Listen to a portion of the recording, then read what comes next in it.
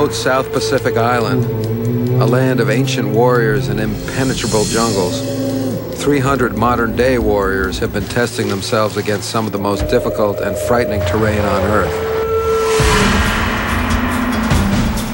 81 four-person teams from 26 countries continue their attempt to traverse a stifling jungle, an adventure of a lifetime. They will travel non-stop as mind and body wage a war against exhaustion, jungle illnesses, and fear. It is a modern-day expedition with a stopwatch. To have any hope of finishing, the competitors must work as a team. If one person drops out, their race is over. After 24 long hours, the competitors are struggling, and there is still a long way to go. But the jungle will soon claim its first victim. This is the most difficult race in the world. This is Eco Challenge Fiji.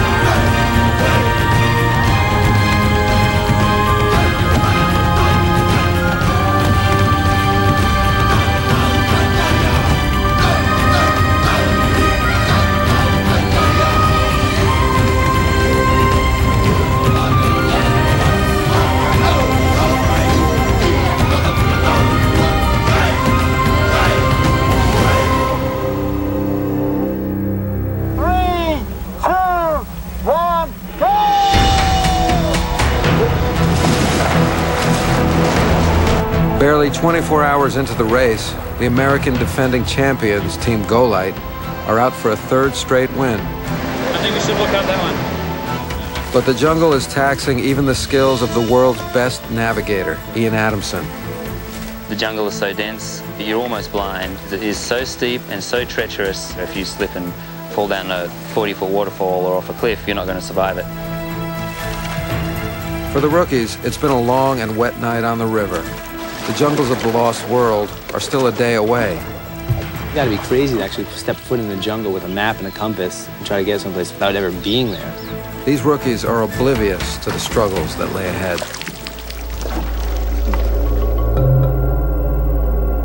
For Earthlink, missing a crucial turn earlier in the race shattered their confidence in Jason's ability to lead the team. I know. So, okay. If you think it's back, so there's one right there.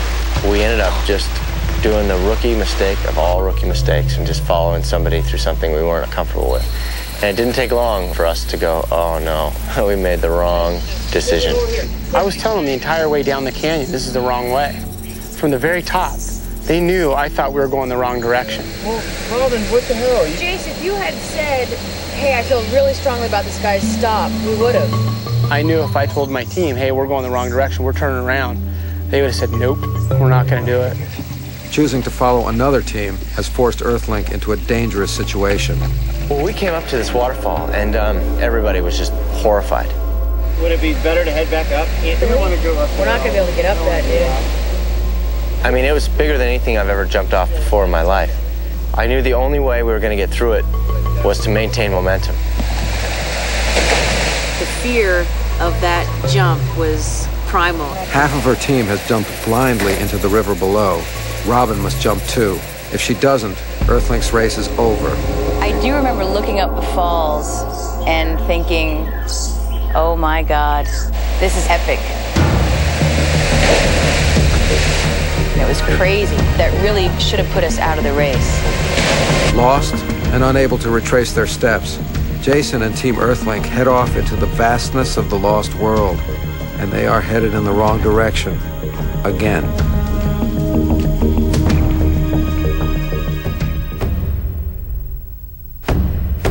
Sections like the Lost World are really the meat and potatoes of adventure racing. They define and separate out people who can and can't navigate. We're going to keep traversing for a bit. I just want to make sure. And can and can't make decisions. And can and can't work together as a team. That valley is northeast. To the end of this ridge? If you go a few degrees off the wrong way and then don't pay attention to where you are, you can loop back to exactly where you started from. 100 meters climb, 500 meters. After struggling 14 hours in the dense jungle, the first team emerges from the lost world. A dark horse team from South Africa has passed the best teams in the world in the jungle. These rookies have navigated flawlessly and now appear to be serious contenders. When we heard we were coming to Eco Challenge, one of my first things was, wow, to actually race alongside Ian Adamson, to me, has always been a hero. He's a master of adventure racing. We decided to go through last night. That was our plan. And as it happened, we were with all the other teams, so there was no way we were going to stop from sleep. Now, for me, it was just great to be racing with the guys. It's my first international race, so to be racing alongside Earthlink and Go Light, and it was like, wow. Just over a year ago, I did my first adventure race. We're surprised that there's no one here before us. In fact, we're surprised there are not 5 or 6 teams here before us now. I don't think any of the teams give us any chance of really pulling it off. So I think it's up to us now it's up to us to actually pace ourselves and finish the race, finish the race in a decent position. Fortunately, we have 2 very good navigators, and they just did a great job. And I think that's probably the biggest reason why we are here now in leading the race. Where are bike classes? We stopped for a couple of hours last night, which means that we've got a little sleep in the bank, and we'll get a little bit more tonight. Hopefully, we're getting ourselves ahead. But we may not be anything ahead. In fact, we're obviously behind these guys in time right now, but it all comes out later. They didn't sleep.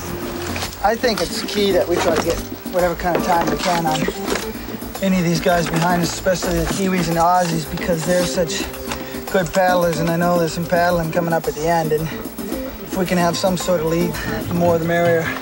My mother, she says to me, you know, Michelle, you've got 2 children. You shouldn't be doing these things, risking your life. I said, but you know, you risk your life every day going out in your car. So I don't think you're risking your life here any more than anywhere else. When we got out of that transition after that hike, we started in the lead, and we knew Go Light were right behind us. Having the South Africans there was very much like having a very good high school team from Australia playing American football coming to the United States to play in the Super Bowl. They had no idea how we did it other than watching TV, and yet there they were performing in the top 4.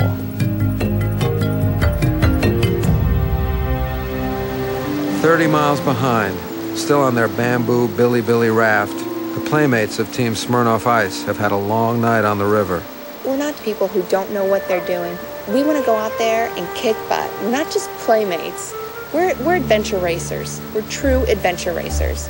HQ, this is CP2. Team 81 has arrived in 65th place at 7:40 a.m. Nothing in the Eco Challenge is easy. And just when you think you're going to get a break, just when you think, oh, finally, this torture's over, you know, it gets worse. Oh my God. Okay, you guys need to disassemble your Billy. Okay. Take all the pieces up to this pile and leave them on the right, okay? Okay.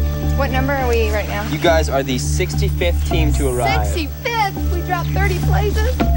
When we pulled up to the Billy checkpoint and saw that muddy slope that we had to carry that bamboo up, You got it, girl. you know, your heart just kind of sinks. You're tired. We're gonna slide it in this way. Then we'll bring it up over our head.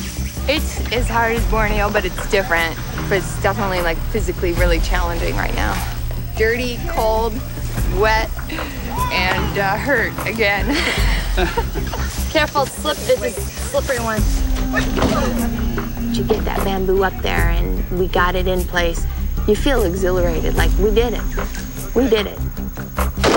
And we wanted to keep moving. We didn't want to be stuck in transition areas for long periods of time because you start feeling a little too comfy and it starts getting really hard to leave. It took us about exactly 2 hours to get here. And it took an hour to get everything done. We just rinsed our clothes quickly. Roman took a look at the maps. We had heard rumors that a lot of teams were lost in this next section where we were going. It looks fairly like a straightforward route would be to come up over here. This is the shortest route, but the shortest routes are not always the fastest routes. We took off as fast as we could. We probably weren't there more than, 25 minutes, 30 minutes.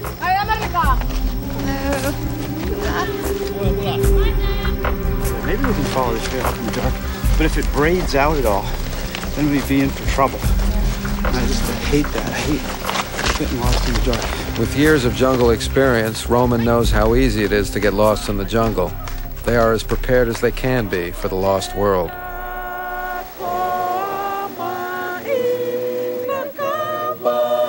The 4 reality TV stars of Team Mad River will soon be facing the forbidding jungle as well. We're going to rely heavily on our navigation at this next stage, but I don't know jack about navigation.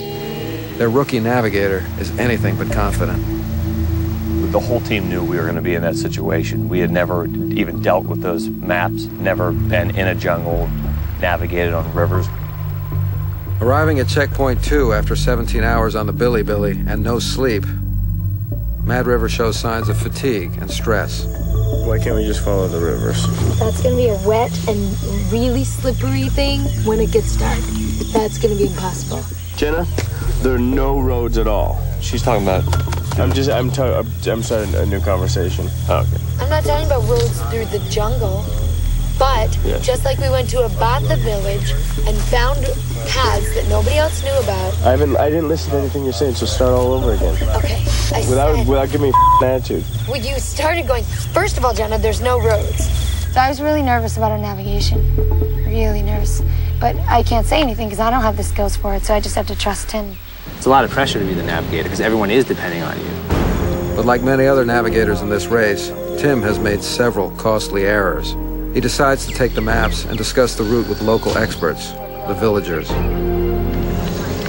They divulge the dark truth to Tim. Mad River will be entering the unforgiving jungle at the worst possible time of day, night. Do you know someone who knows them? Yeah. Once you come to the village people ask them? Yeah. We'll probably be doing this whole thing at night. Honestly, I had no idea what we were getting into in the Lost World. But Tim was navving, and I was staying out of his hair at this point. Or see what other people are doing? If they're at the back of the pack with us, probably not such good navigators. Thanks, Jenna. Yeah, appreciate that one. It's all my fault, I know. No.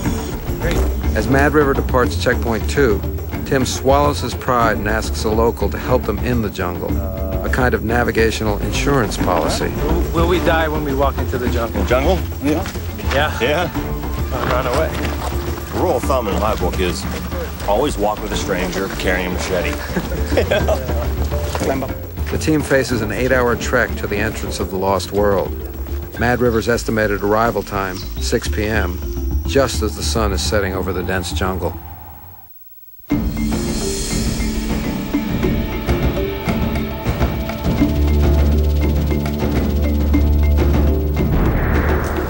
The Eco Challenge competitors will see a side of Fiji that few humans have experienced.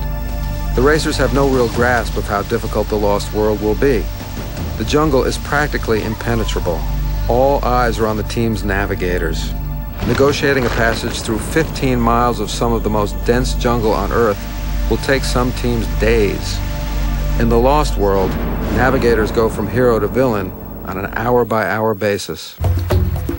In this year's race, only 2 of the navigators are women, and one of them, Nora, guides the Brazilian team. She's feeling added pressure because they have dropped 6 places in the Lost World. I think that's good when you have a pressure. You work harder. An experienced navigator in the jungles of her own country, Nora was confident in her ability to guide her team, but the Fijian jungle is wreaking havoc on her plans. Hours after leaving checkpoint 3, the midway point in the jungle, they've made little progress.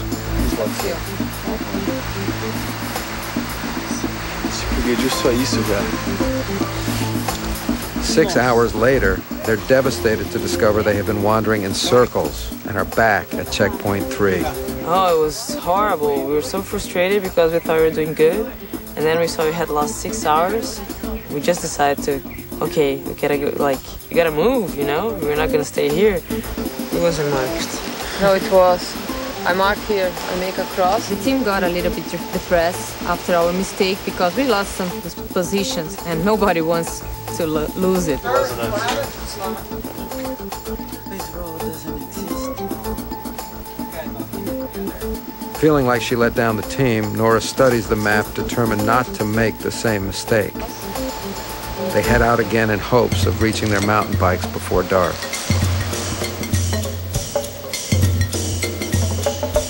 Almost a day and a half behind the lead teams, the last place team, Kodak, is slowly making their way down the River of the Ancients.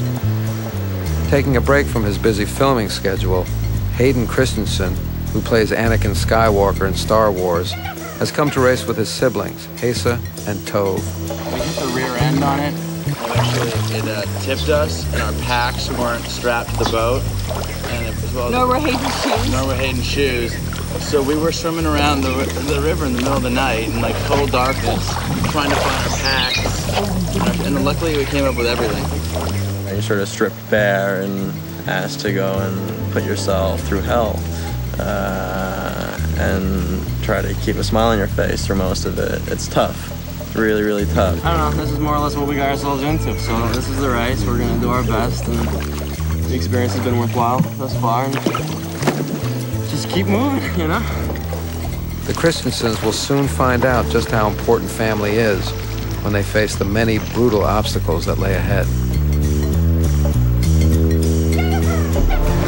From the front of the pack to the very back, every race has both new and familiar faces. In New Zealand, Team Go from the United States came in dead last. Last year, Team Go were very comedic. They came to race, but they had someone on the team who was a little weaker than them, Alex. And they realized, hey, let's just make fun of it and get to the finish line. This year, they've come back with a vengeance, and they want to place mid-pack. It's a pretty daunting goal. The three of us got together in a coffee shop immediately after the race and decided we could not possibly go through that again. This year, Team Go brought in Anthony Sullivan, nicknamed Sully, a versatile athlete, to become that better team. I say we stop down a little bit, get a couple hours. You can't come to 2 eco challenges in a row trying to race for last place. I totally understand it, and I see in their eyes they really want to race hard. But for Team Go, right off the bat, there is a problem. 7 weeks before the Fiji race, during a training weekend, Sully was injured. He tore the ball of his foot open, which required over 70 stitches. Team Go came here to Fiji. They were still considering, wow, should we try and trade him out for a Fijian? In the end, they decided to start the race with Sully. And there's some real valid, smart thinking to that. Choosing teammates wisely, their compassion, the way you gel in the chemistry, is probably more important than being physically fit and right for the race. How's our favorite left foot doing? Dude, I'm doing all right, man. I'm a 1 out of 10 right now, not even. Coming into the race with a handicap is a bit frightening. Probably could have went out and found a guy that was a super duper triathlete, and instead we chose to stick with a guy that we'd race with, and his heart was in it. Maybe their self-proclaimed worst team in adventure racing, but I wouldn't be with any other team. We're laying the foundation for a world of hurting right now. If we cross the finish line and we do better than last year, that's going to be a huge achievement for all of us. HQ, this is Team 39. One of my teammates just got bit by something over. In the heart of the thick Fijian jungle, a medical emergency unfolds. Someone is injured in the lost world. Her leg is going numb now.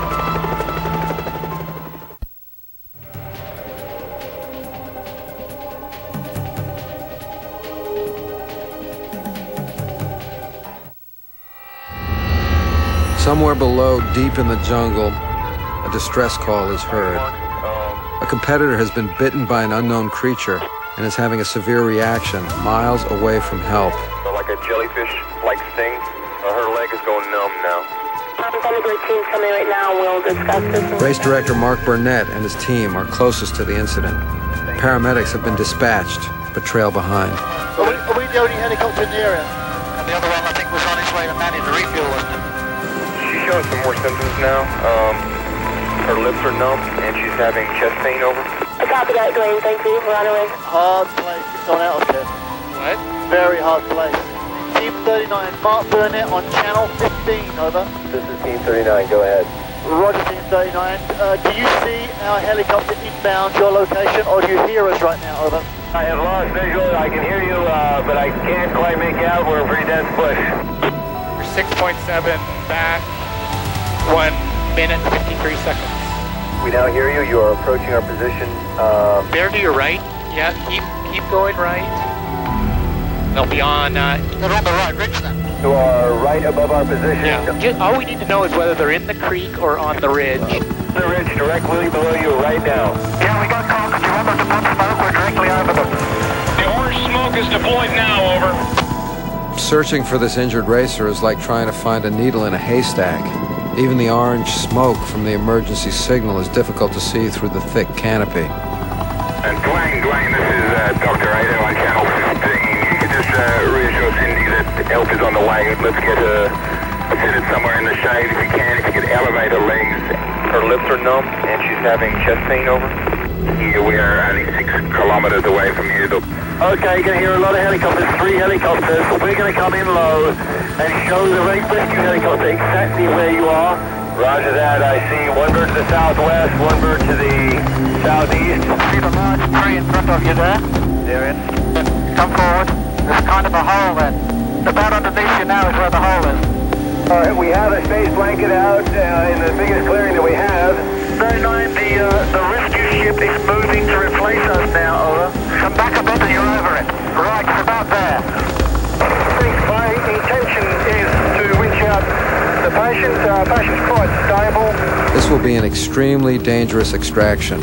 140 feet of cable must be skillfully lowered through the trees. If you move in the direction you are facing when you commence the winch, it will make it easier. I'm standing on a drop-off. Do you copy?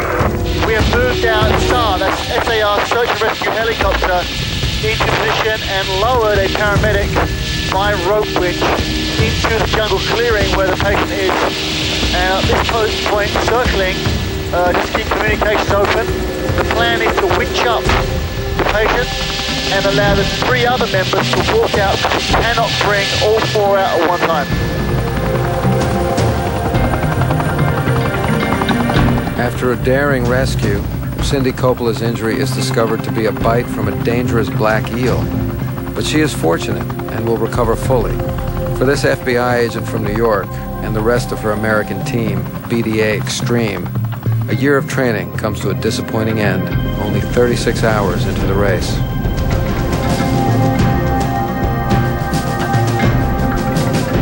The lead teams are unaware of the dramatic rescue taking place in the Lost World. 67 miles ahead, the leaders are cycling the first mountain bike leg. Go-Light is still behind the South African rookies.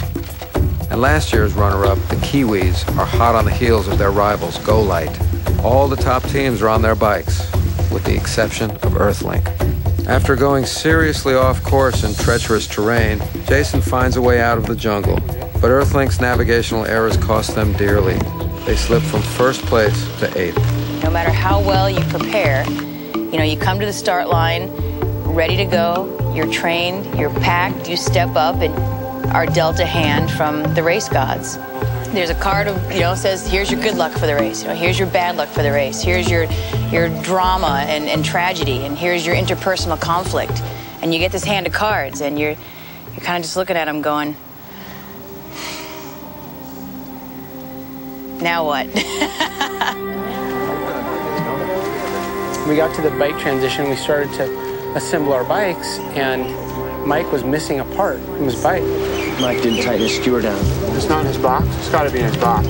Your wheel won't stay on your bike without the part that he was missing. It's called a skewer, and it tightens your wheel on. And without that, you can't ride the bike. And we didn't have an extra. Why does this have to be so difficult? That doesn't make any sense. So there we are, the transition with the leaders. Once again, we made up for our previous mistake of the 4 hours by going really quickly and doing a quick transition, but then, we're stuck without a critical part. We're so early in the race. Do you have an extra skewer? That goes through the wheel? Yeah, that, no? Okay. The part they need is so specialized, nothing can substitute for it. They must wait for a replacement. How many teams dropped out yet? Generally, the only people who are willing to help you out with a part like that would completely disable their bike are people who are out of the race already. We've got a few issues going. We're trying to sort out. Thank you. It's all part of the process, you know?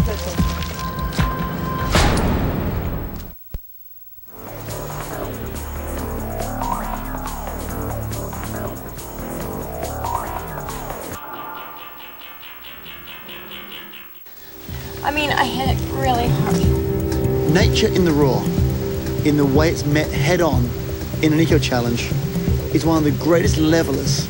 But when the gun goes off and you're in the outdoors, it's an equal opportunity destroyer. The jungles, the rivers, the mountains, they don't care who you are. The racers are already suffering more than they ever thought possible, and it's only day 3. All they can count on is that the race ahead will push them to their breaking point.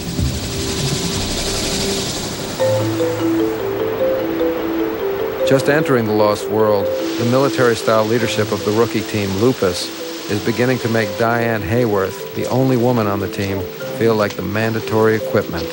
Diane had a problem with it being more of a military style. I mean, you have 3 guys there that are military and know how it runs. And you have 1 female there that's just kind of here, there. She didn't take it too easy. There were a lot of times when I was in the back, and those, they'd run out ahead, and it's mentally defeating to have that happen. We're moving much slower than I anticipated. And believe it or not, it's not so much Maurice, it's more Diane. I was pretty upset at that fact because I kind of had the feeling that Diane didn't do any training, pretty much been lying to us the entire time about what she was doing. It just wasn't there, and I was starting to get upset about that. Now, here's a person that had called me the weakest link is now truly the weakest link, and it was starting to affect me, and I was upset about it. I was truly upset about it.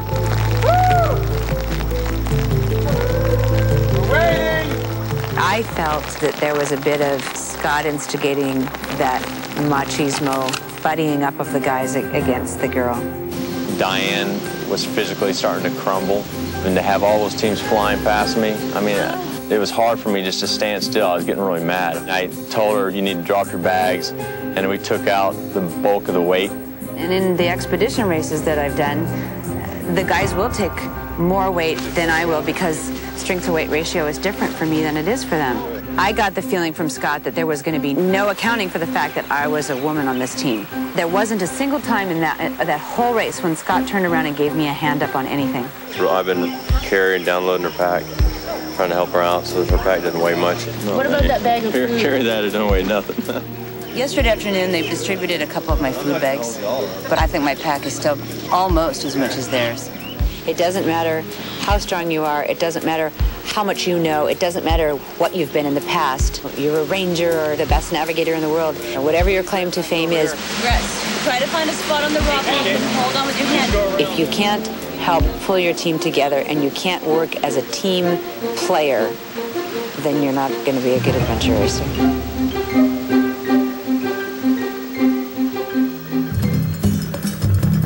Expedition racing takes skill and a certain amount of luck. And Earthlink certainly had some problems with their navigation, putting them from first place back a little bit. Now they've lost a piece of their bike and are now relying upon some team who's dropped out, providing them the missing piece just to continue. It took 2 hours, to get a hold of this guy and see if he could lend us a skewer, and then, it wasn't a problem. Copy that, I'll get the combo. There it is, right there, the piece. Good, thanks. Got it, let's go, Jake. Pretty early on, it became a race of what I call splatter control, which is that it's always going to hit the fan. It's a matter of how you control the splatter. Once again, their experience and cool heads put Earthlink back in the race. But the delay forces them to take on the bike leg at night. This year's course is very different from previous years, but it's not any more dangerous. It's psychologically like a heart of darkness. It's in their own minds. There's less instructions. It's about slowing down and thinking. The navigation is going to be the key, especially at night. More than 17 hours behind the lead teams, Mad River's progress is painfully slow. If we all go across together, at least we get drawn down together. Crossing! The worst thing that we encountered was Sule Basin. That was the hardest thing, trying to walk down those rocks. Found the creek, and then just destroyed ourselves and our knees coming down in the dark. Tired, cold, and navigationally blind, Mad River is taking a beating in the jungle.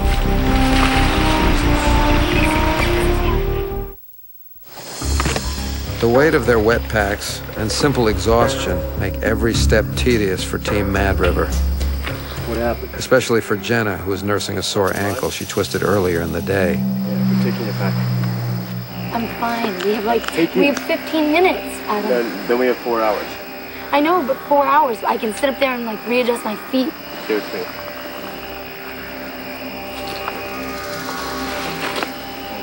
Give it to me, bro. I can take my pack. Let's put the load up. Everything was supposed to be hard, but that was really, really hard. They haven't slept for 36 hours. Once Mad River reaches the tiki, exhaustion wins. Should have been nice sleep, but sleeping out in the jungle floor is not that great. I just laid awake the rest of the night, pretty much tossing and turning.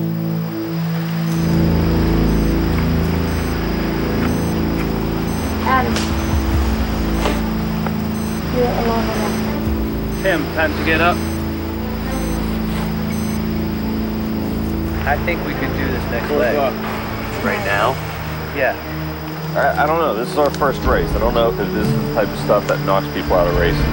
I care about staying in the game as long as possible. And let me tell you that if I don't take care of my feet at the next checkpoint, we have some serious issues by the second check.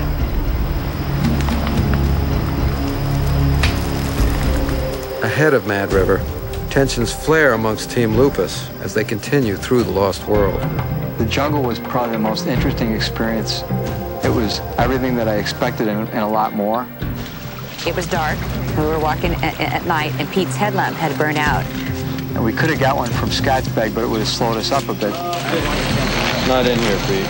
Anytime you're out in the field, make sure you put your headlamps to the top of your pack, not the bottom of the pack, so when we go to change over and put them on, you're not digging for them. And they become very lazy, and they don't want to do that. Scott said in a nasty tone, "How many times do I have to tell you to put the batteries on the outside pocket? I'm sick and tired of this crap. You can just hike without a headlamp." But I said, "You can't hike without a headlamp. You need a headlamp. Let's stop and get batteries out." And it was, "Nope, come on, we're going, we're moving. Diane, he needs to learn a lesson." Next time, always pack at the very top of your pack on the outside zipper. I would try to focus in, have one person with the light in front of them, one person with the light behind them, and once you do that, you have plenty of light. I figured I could follow the person in front of me as best I could and not fall, but it didn't work. You okay? Here's my light. Another sheer drop off. I fell on one of the big rocks and I hurt my thumb. And I could have been an absolute ass. I was the most patient I ever could be. I was biting my tongue the whole time because it was upsetting to see that they didn't have enough sense to listen to me. When you come onto this race, you got to be prepared to be in just misery the whole time. You get to sleep.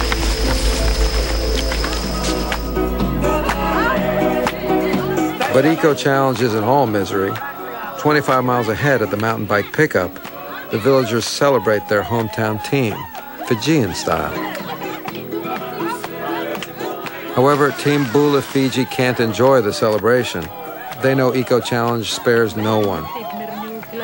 And the mountain bikes are stranger and more dangerous for them than the Billy Billies were for the other racers.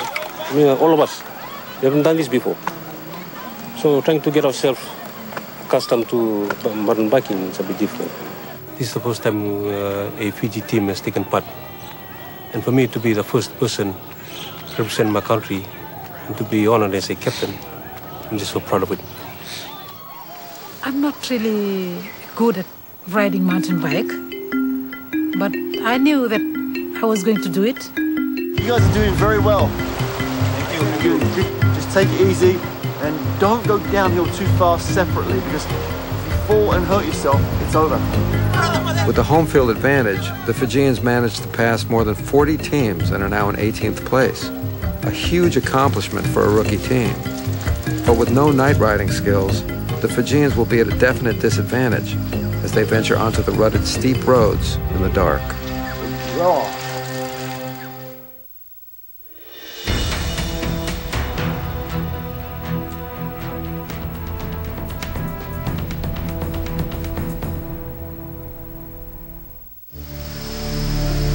One mile into the mountain biking leg, Tui from the Fijian team has had a near-fatal accident.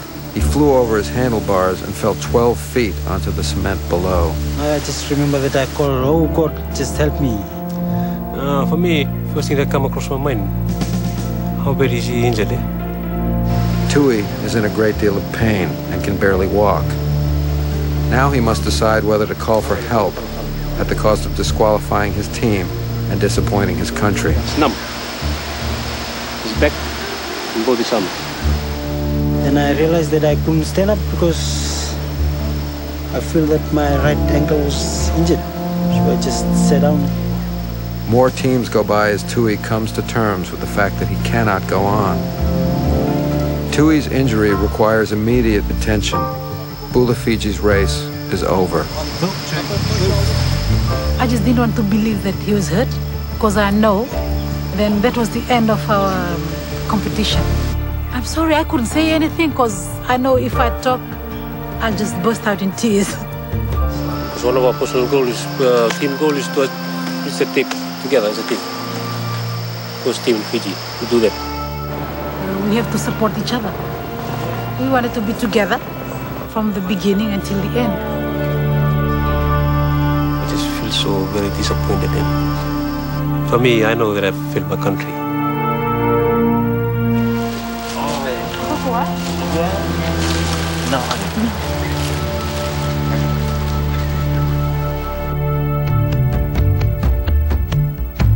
40 miles ahead, even the most experienced riders are having difficulty on the twisty jungle roads at night. Every lead team will have a serious problem on this section of the course. How the defending champions, the Kiwis, and Earthlink recover from these problems will make or break the race for each of them. That fork was the only possibility, because we looked at everything else, right? It got to the point where not only did we not know where we were, we didn't know how to get to where we wanted to go, and that's truly being lost. We had somehow missed a turn, and we knew we had somehow missed a turn because the trend of our compass course was in the wrong direction. I think we have to go back at this point. It's a very, very frustrating way to go because the logging roads, they loop around in every direction. Generally, you might be heading north, but you can still go in every direction. All right, guys, let's get going. We've still got some climbing to do on this thing. Finally on their bikes and trailing the lead teams, Earthlink runs into more problems. Jason's navigational ability is once again challenged. We're riding along and nothing seems to be making sense on Jason's map. So this is 3 nights without sleep. Are we doing this right? I can't tell you. Dude. And it turns out his compass was wrong. The declination, which is the set for the magnetic north, was opposite 12 degrees, and so nothing seemed to be making sense to him on the maps. It just doesn't make sense. Let's see. Okay, here, this is north. Dude, it looks to me like we just continue straight on this road. Yeah. Let's go. We're going this way. It's not gonna do it. No way, I'm too sleep deprived to ride back and forth again. We're not going back and forth. We're either going straight or left right here. I was just done. Isaac about lost his mind. All the information from the villagers so far had been correct. So Isaac just came up and he went, no, I'm not doing it. I'm going where the villagers told me to go. This is insane. We've had 50 people tell us to go this way. Look, dude, I'm not heading south, all right? The village of Donda is this way, right? Donda here. Donda is here? Yeah, everything Donda here. Dada said. Police post, Dada here. The village, is that where the police post? Yeah, we got the police post here. A villager stopped right at the junction, and we asked him, and he pointed down the road with the police station. And Jason said, I don't think so, I think I'm gonna go straight instead and look for another road, because this doesn't make sense to me. And I stopped there and I was like, I'm not going. No, this way. That actually... What is going on? you guys not listen? You go this way to... Everybody down there told us. This guy's telling us. And so I think just for fear that I was going to have a meltdown, they turned and went my direction. Okay, let's go. Well, I guess this road could go southeast, Jace.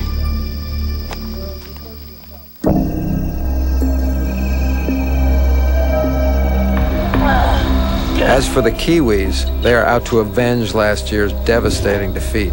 But Christina, one of the strongest women in expedition racing, puts their race in jeopardy. Christina all of a sudden started coming down with, I guess, just an adventure racing syndrome where she just started vomiting and losing an incredible amount of fluid. So we basically got forced to stop. She just literally could not go on. And during the night, she was just vomiting pretty consistently until she had nothing left in her at all. I just got massive vomiting attacks that I didn't seem to be able to control at all. I had no way of stopping them. That was totally the worst time in the race to me. In adventure racing, I've decided in this race that you have body functions that you just can't control. You invariably get diarrhea at some stage, and nothing stopped my diarrhea, nothing stopped my vomiting. Your body just can't recover enough in these types of races, and it just goes into the state of disrepair. It's just part of racing. The only way to stop it is to sleep. Yeah, it must have been then. I think We'll get there, Christina. What's hard is that it's a team thing. I'm letting the team down. If Christina recovers at all, the Kiwis will have to struggle to catch their American rivals, Team Golite. For now, all they can do is watch and wait. As Eco Challenge Fiji moves into its third day, the race keeps getting harder. Things are going downhill quickly. I've never had so many things go wrong on a mountain bike leg. The jungle is taking its toll on the racers, and it's only going to get worse. If she's not seen by a doctor, it's going to get worse. They aren't even a third of the way through this 300-mile course.